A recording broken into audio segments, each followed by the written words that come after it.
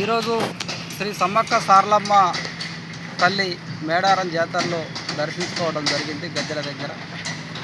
ఇక్కడి నుంచి వెళ్ళి కొన్ని అనుమానాలు కూడా ఈ సమాజానికి ఉన్నాయి. మేడారంలో నూతన గద్దెల అభివృద్ధి ద్వారా ఆదివాసీల అస్తిత్వం దెబ్బతింటుంది. మేడారం ఎడారిగా మారుతుంది. మేడారాన అభివృద్ధి పేరిట ఏదో విధ్వంసం జరుగుతుందనే కొన్ని అపోహాలు ఇవాళ తెరపైకి వస్తాను. వాస్తవంగా కూడా తెలంగాణ రాష్ట్ర ప్రభుత్వం ఈ రోజున మేడారంలో తీసుకున్న నిర్ణయం ఏంటంటే ఇంకొక 1000 సంవత్సరాలు ఆదివాసీల అస్తిత్వం కాపాడబడే విధంగా ఇవాళ నిర్ణయం తీసుకోవడం జరిగింది.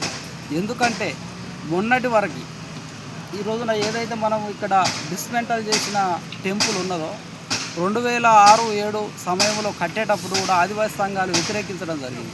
ఈ యొక్క డిజైన్ అనేది మాది కాదని. అయినప్పటికీ కూడా అప్పటి దేవాదాయ శాఖ బలవంతంగా కట్టడం వల్ల ఇన్ని రోజులు కూడా మనం ఈ ప్రహారీ కూడా మనది కాకుండానే ఇవాళ మన జాతర కార్యక్రమాన్ని నిర్వహించుకోవడం జరిగింది. ఇవాళ మాత్రం దానికి తావు లేకుండా కేవలం ఆదిమ మూలాలతో కోయల యొక్క 3 నుంచి 7 కోట్లకు సంబంధించిన పడిగె బొమ్మలు, వాళ్ళ యొక్క వంశ మూలాలు, వాళ్ళ యొక్క పక్షులు, జంతువులు, అటవీ మూలాలతో ఇవాళ ఈ యొక్క టెంపుల్ కన్స్ట్రక్షన్ అనేది జరుగుతుంది. ఇక్కడ ఇచ్చిన దాంట్లో Sammakka Saralamma archaeology research institute 15 సంవత్సరాలు మధ్య భారతదేశంలో దేశవ్యాప్తంగా తిరిగి చేసిన ఆదిమ మూలాలనే ఇవాళ ఇక్కడ మనం పెట్టడం జరుగుతుంది.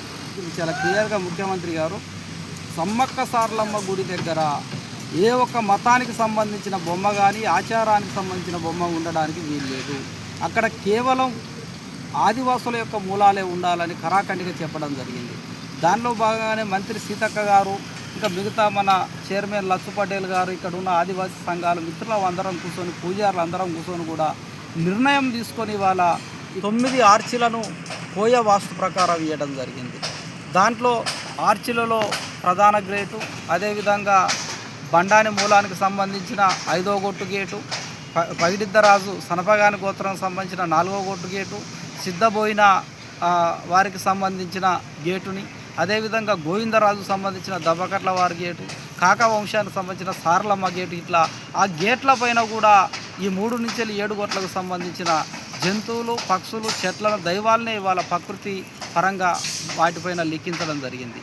దాంతోపాటు ఈ చుట్టూ కూడా ప్రహారీ గోడ మీద వచ్చే 25 ప్యానల్స్ల పైన లోపటి సైడు మొత్తంగా కూడా కోయ వంశాలకు సంబంధించి, ఇంటి పేర్లకు సంబంధించి, చరిత్రకు సంబంధించిన పడిగె బొమ్మలను, తాళపత్ర బొమ్మలను ఇవాళ ఒక సైంటిఫిక్గా ఒక్కొక్క బొమ్మను తీసుకోవడం జరిగింది. గోడల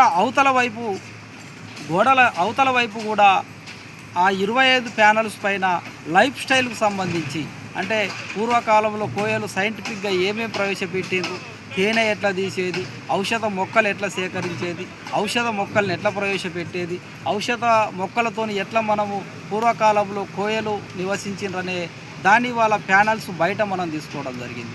అదేవిధంగా ఈ గద్దెల పిల్లర్ల మీద కూడా సమ్మక్క గద్దె, సారలమ్మ గద్దె, పగిడిద్దరాజు గద్దె, గోవిందరాజు గద్దెల పైన కూడా మొత్తము 32 పిల్లర్ల పైన ఆయా వంశాలకు సంబంధించిన తల్లిదండ్రులు, మూలము, వాళ్ళ చరిత్రని ఈ యొక్క పిల్లర్స్ పైన లిఖించడం జరిగింది. ఓవరాల్గా మొత్తం మీద 1000 ఫీట్లకు సంబంధించిన చతురస్రం ఆకారంలో ఉన్న దీన్ని వెడల్పు చేసుకుంటా 7000 కోయలకు సంబంధించిన మూలపు చిత్రలిపి బొమ్మలని ఇవాళ ఇక్కడ ఈ యొక్క ఆలయ ప్రాంగణంలో పెట్టడం జరిగింది.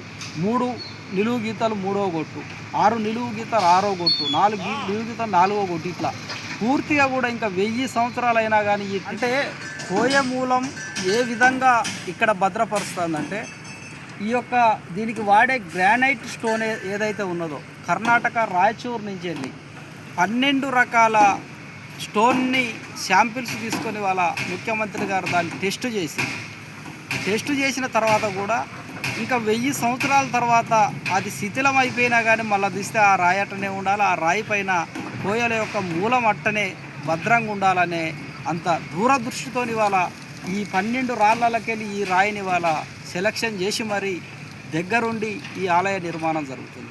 మనకి ఈ ఆలయ ప్రారంభోత్సవం కన్నా ముందు శంకుస్థాపనప్పుడు కూడా ఆదివాసులదే ఈ దేశం అనేది కూడా చాలా స్పష్టంగా ముఖ్యమంత్రి గారు చెప్పడం జరిగింది. అనుకున్నప్పుడు మనము ప్రభుత్వము మన పక్షాన, ఆదివాసీల పక్షాన మన మూలాన్ని భద్రపరచడానికి, రక్షించడానికి సమ్మక్క సారలమ్మల జాతర అనేది రానున్న కాలంలో, ఆధునిక కాలంలో ఇవాళ అభివృద్ధి పేరిట ఇవాళ ఇక్కడ ఆదివాసుల మూలం ఎట్లా విధ్వంసం అవుతుందని భయపడే క్రమంలో ఇవాళ అదే అభివృద్ధిలో ఎక్కడ కూడా గుడి గోపురం కట్టకుండా పైగా ఆ గద్దెల్ని ఆ విధంగానే ఉంచుకుంటా, గద్దెల్ని ఎక్కడ కూడా డిస్టర్బ్ చేయకుండా, ఆ గద్దెల యొక్క న్యాచురాలిటీని అట్లనే భద్రపరుచుకుంటా ఇవాళ దాని చుట్టూ కూడా మన యొక్క పడిగ బొమ్మలు, డాలుగుడ్డ మీద ఉన్న బొమ్మలని, గొబ్బెల మీద ఉన్న బొమ్మల్ని ఇవాళ ఈ యొక్క ఆలయం చుట్టూ ప్రహారీ పైన నిర్మించి ఇవాళ ఆదిమ మూలాన్ని రక్షించేదాన్ని ఆదిమ సమాజం ఇవాళ స్వీకరించవలసిన అవసరం కూడా ఉన్నది. ఈ యొక్క సమ్మక్క సారలమ్మ ఆలయంపై వేరే మతం వాళ్ళు, అది హిందూ మతం కానీ, బ్రాహ్మణులు కానీ, లేకుంటే ఇస్లాములు కానీ, జైలులు కానీ, బుద్ధిజం కానీ ఎవరు దీన్ని ఆక్రమించాలని కుట్రలు చేసినా కానీ ఎక్కడ కూడా సీపురుగులంతా కూడా సంధియకుండా ఇవాళ గొట్టు గోత్రాలు, గీతలు ఇట్లా మన యొక్క మూలాలని మనం ఇక్కడ పెట్టడం జరిగింది.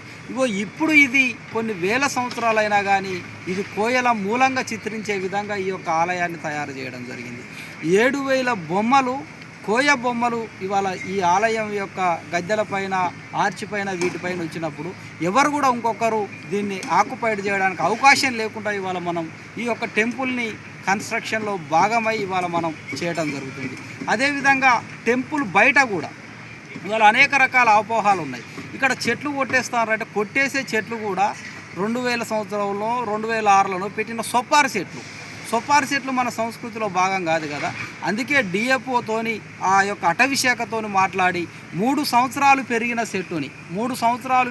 చెట్టుని ఇవాళ 200 రకాల చెట్లను మనం సెలక్షన్ చేసి అందులో ఇప్ప చెట్లు, పూసుకు చెట్లు, కానుగు చెట్లు, మద్ది చెట్లు, ఆదివాసీల యొక్క వేల్పులకు సంబంధించిన ఏదైతే దైవాలుగా చెట్లు ఉంటాయో ఆ చెట్లని ఇవాళ 3 లేయర్లుగా ఇవాళ మనము ఈ యొక్క గుడి ప్రాంగణంలో 5 ఫీట్ల తర్వాత ఒక లేయర్, 5 ఫీట్ల తర్వాత ఒక లేయర్, అట్లా 300 చెట్లను మనం గుడి ప్రాంగణంలో పెంచడం జరుగుతుంది.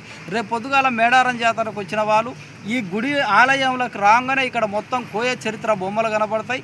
బయటికి వెళ్ళిన తర్వాత పూర్వం వీళ్ళంతా కూడా ఈ పండ్లు తినేదాట ఆదివాసులు, ఈ చెట్లతోని వైద్యం చేసుకునేవారట, నాటు వైద్యం, ఈ చెట్లతోని దీన్ని ఉపయోగించుకునేదాట అని తెలిసే విధంగా ఇవాళ గుడి ప్రాంగణం బయట కూడా చాలా సిస్టమేటిక్గా మన చెట్లను ఇవ్వడం జరిగింది.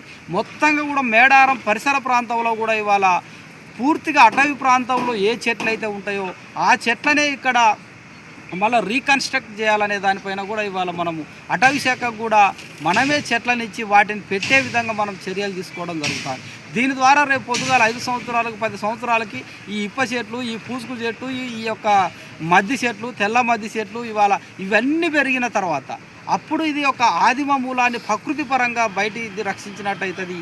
ఈ లోన గ్రానైట్ రాయి పైన కూడా ఇవాళ 7,000 బొమ్మలు అనేటివి ముందు తరాలకి ఇది మా కోయరాజుల చరిత్ర, ఇది మా సంస్కృతి, ఇది మా సాంప్రదాయం, ఇది మా జీవన విధానం అని చెప్పడానికి అవకాశం ఉంటుంది. కాబట్టి 60 రోజులుగా ఇవాళ 67 రోజులుగా Sammakka Saralamma archaeology research institute బృందం 24 గంటలు దీనిపైన వర్క్ చేసుకుంటా ఈ యొక్క డిజైన్ని తయారు చేయడం జరిగింది. దీనికి కూడా ప్రభుత్వం కూడా సంపూర్ణంగా సహకరించింది. వాస్తవంగా కూడా గత ప్రభుత్వాలలో దేవాదాయ చెప్పిన వారిదే ఫైనల్ అల్టిమేట్ అవుతుంది, కానీ మేడారంలో మాత్రం ఇక్కడ కోయ పూజారులు, ఇక్కడ ఉన్న ఆదివాసీ పెద్దలు ఏ మూలం చెప్తుందో ఆ మూలమే దిగాలనేది కూడా ప్రభుత్వం మనకి ఇక్కడ సహకరించి చేస్తుంది. కాబట్టి ఖచ్చితంగా కూడా మేడారంలో ఆదివాసీల అస్తిత్వం నిలబడుతుంది. ఇవాళ మేడారంలో భవిష్యత్ తరాలకు ఆదివాసీ చరిత్ర నిలబడుతుంది. ఇక్కడ ఏ కార్యక్రమం చేసినా కానీ ఇవాళ చెట్ల పెంపకం, ఇక్కడ గద్దెల పైన మన పెంపకం వైపుగానే మన యొక్క కృషి జరుగుతుంది. కాబట్టి కంపల్సరిగా కూడా మనం దీన్ని అర్థం చేసుకొని ఈ వచ్చే మాఘ పున్నమిలో 7,000 బొమ్మలతోని ఇవాళ మన యొక్క ఆలయాన్ని మనము అంగరంగ వైభవంగా దీని యొక్క ప్రారంభోత్సవం చేసుకుందాం. అదేవిధంగా గుడి బయట కూడా ఆదిమ మూలం రక్షించేలాగా మన మూలాలను కాపాడుకునే విధంగా మనం ముంగడికి పోదామనేది తెలియజేస్తున్నాం.